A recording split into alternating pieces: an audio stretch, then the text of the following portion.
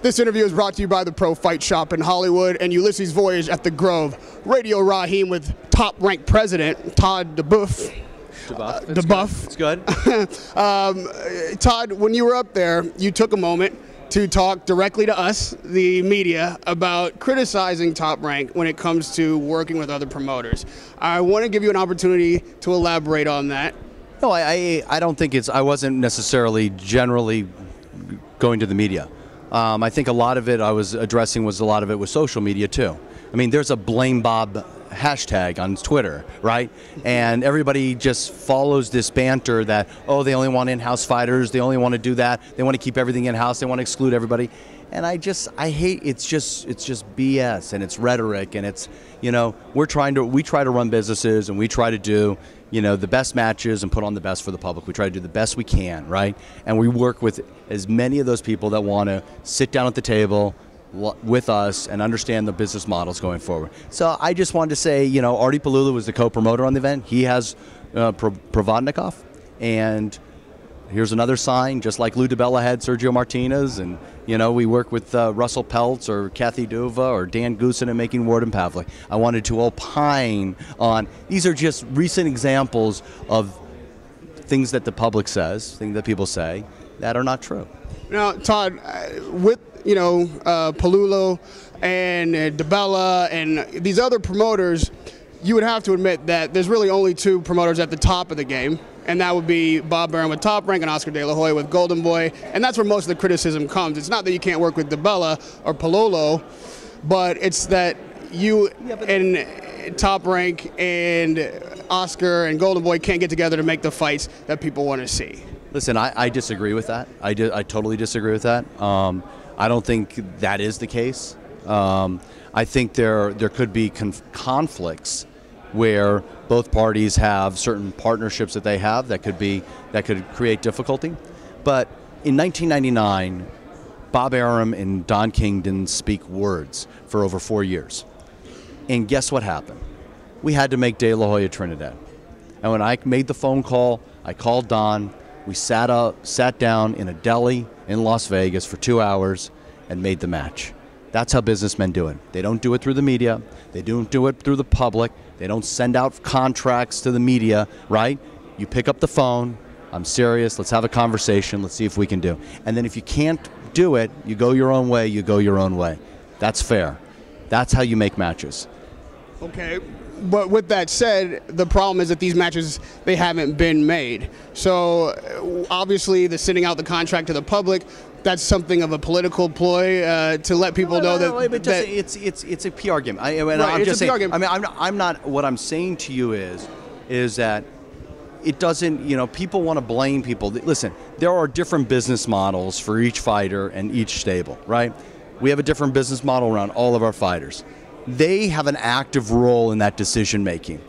Us as the promoter are not unilateral decision making. Richard Schaefer and Oscar are not unilateral. They don't make the decisions for everybody in their stable, right? They have managers they deal with and fighters they deal with. So everybody is complicit in figuring out how matches can get made and not made.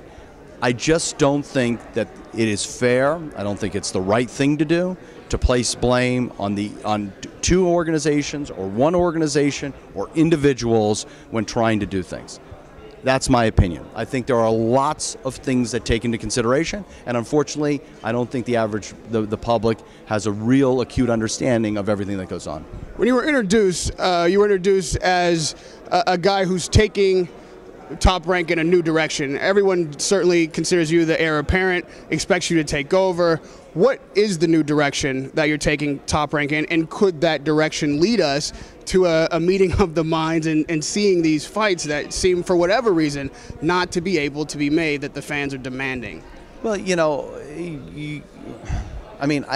I would say that you make that there's so many fights out there that the fans want. I disagree with that. All right? I mean, I disagree. You know, we're talking about. I mean, when we want to get down to the factual thing, there are fights that people want to make. All right, or that could get made. All right.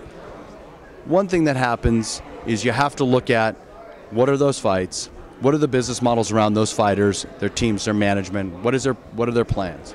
So one of the things that we get carried away with is this cyber dialogue. Everything online, Twitter, it's graffiti, right? It's people's ability to express themselves in a public forum, right? And I think we have to watch that banter. And I think that there aren't, what we have prided ourselves on is building up sustainable business models, business assets. If it was 92 with Oscar, if it was 96 with Mayweather, 2000, we plant a seed and we grow something that becomes a big business around them. And it's, we do that. We're very good at that. And I don't believe you have to that you compromise what you want the relationship between the fighter, between the promoter, and between everybody to understand that business model. And when you make those fights are the right decisions. So in De La Hoya Trinidad, it was the right time to get made. There was enough money for everybody that it built, it was ready to go. And sometimes the fights aren't ready to get made, right? I mean, a lot of people thought that Bradley and Alexander should not have been made when it was made, that they both needed time to season before they put them in the ring together. Those are a balancing question, right? And we deal with it and we juggle it all the time. But I'm just saying that I don't think there's a unilateral decision or blame to anybody other than we're in a business model that exists, that many people have input towards the career of making fights and the career of fighters.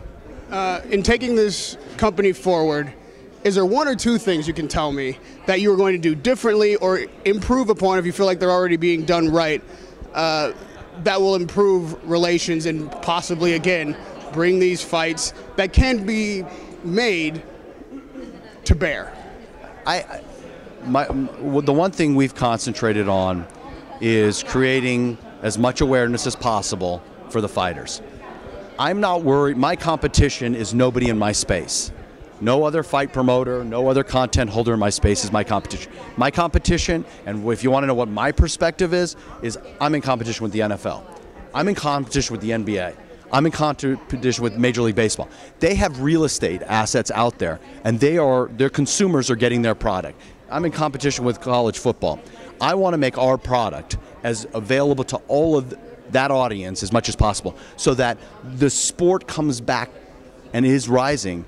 We're the #1 sport in multicultural market, but we used to be the #1 sport back in the 70s. We were on all the time. People knew the heavyweight champion. They knew everybody.